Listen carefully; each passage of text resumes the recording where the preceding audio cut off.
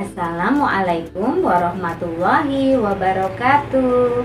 Alhamdulillah, bagaimana kabarnya anak-anak solih-solihah di rumah? Masih semangat belajar bukan? Nah, kembali lagi hari ini kita diberi kesempatan untuk belajar bersama lagi bersama Ustazah Uci di pembelajaran ilmu pengetahuan alam. Nah, di pertemuan sebelumnya kita sudah belajar tentang kalor dan perpindahannya. Kali ini kita juga akan membahas hal yang sama, tetapi dengan topik yang berbeda, yaitu tentang konduksi, konveksi, dan radiasi. Nah, untuk lebih jelasnya, simak penjelasan Ustazah berikut ini. Panas dan perpindahannya. Pengaruh panas terhadap suatu zat adalah jika suatu zat menyerap panas atau kalor, maka suhu akan naik. Jika suatu zat melepas panas atau kalor, maka suhu akan turun. Jenis penghantar panas ada dua. Benda yang mudah dan cepat menghantarkan panas disebut konduktor. Contohnya besi, aluminium, dan tembaga.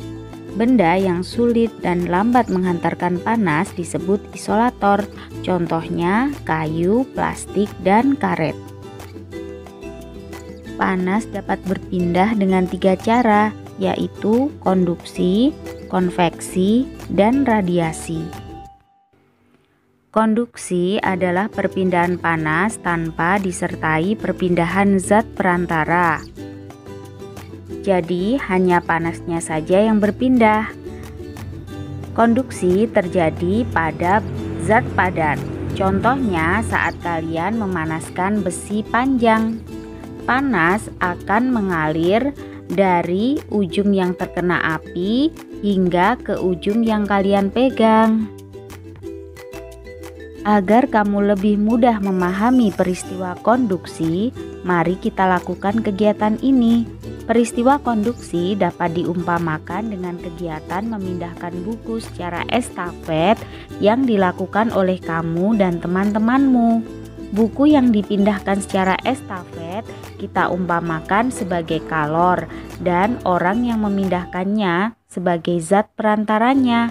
Ketika kamu dan teman-temanmu memindahkan buku secara estafet, yang berpindah hanya buku itu saja, sedangkan kamu dan temanmu sebagai perantara tetap diam di tempat, tidak berpindah.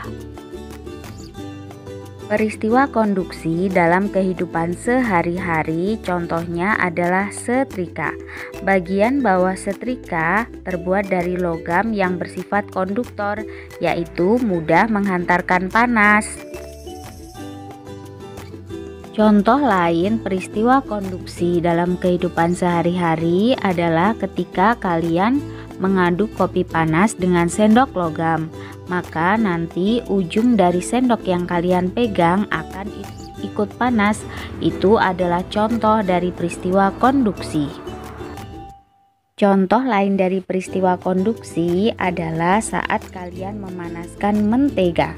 Mentega yang mula-mula berbentuk zat padat lama-lama akan mencair. Perpindahan kalor secara konduksi disebut juga perpindahan kalor secara hantaran. Jenis perpindahan panas yang kedua adalah konveksi. Konveksi adalah perpindahan panas disertai dengan perpindahan zat perantara. Dalam perpindahan panas secara konveksi, zat perantaranya ikut berpindah, dan ini terjadi pada zat cair dan gas. Perpindahan panas secara konveksi ini disebut juga perpindahan panas aliran.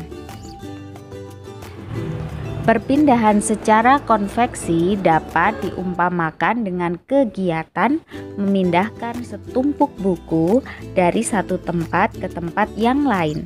Ketika kamu memindahkan buku tersebut ke tempat lain, tentu kamu akan ikut bersama dengan buku-buku tersebut.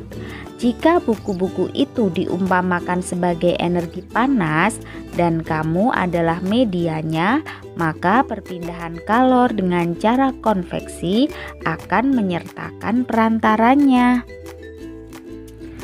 Perpindahan panas secara konveksi atau aliran ini contohnya adalah ketika kita sedang merebus air panas.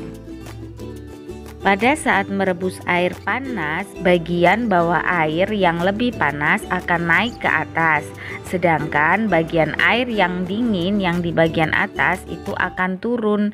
Nah, aliran dari bawah ke atas itu merupakan contoh dari perpindahan panas secara konveksi. Contoh lain peristiwa perpindahan panas secara konveksi atau aliran adalah terjadinya angin darat dan angin laut. Angin darat adalah angin yang bertiup dari darat ke tengah laut, terjadi pada malam hari, dimanfaatkan oleh nelayan untuk berangkat mencari ikan. Sedangkan angin laut adalah angin yang bertiup dari arah laut ke arah darat, terjadi pada siang hari. Angin laut dimanfaatkan oleh nelayan untuk pulang dari mencari ikan. Contoh lain dari peristiwa konveksi adalah asap cerobong pabrik yang membumbung tinggi dan juga gerakan balon udara. Udara panas akan terus bergerak menuju udara yang kurang panas. Jenis perpindahan panas yang ketiga adalah radiasi. Radiasi adalah perpindahan panas tanpa memerlukan zat perantara.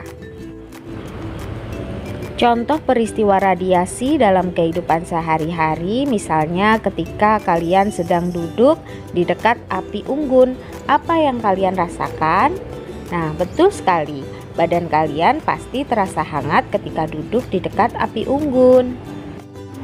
Contoh lain peristiwa radiasi dalam kehidupan sehari-hari adalah ketika kita menjemur pakaian. Pakaian akan menjadi kering ketika dijemur di bawah sinar matahari. Juga saat mungkin kalian pernah melihat cara menetaskan telur unggas dengan cara diberikan lampu. Nah, sekian dulu pembelajaran hari ini.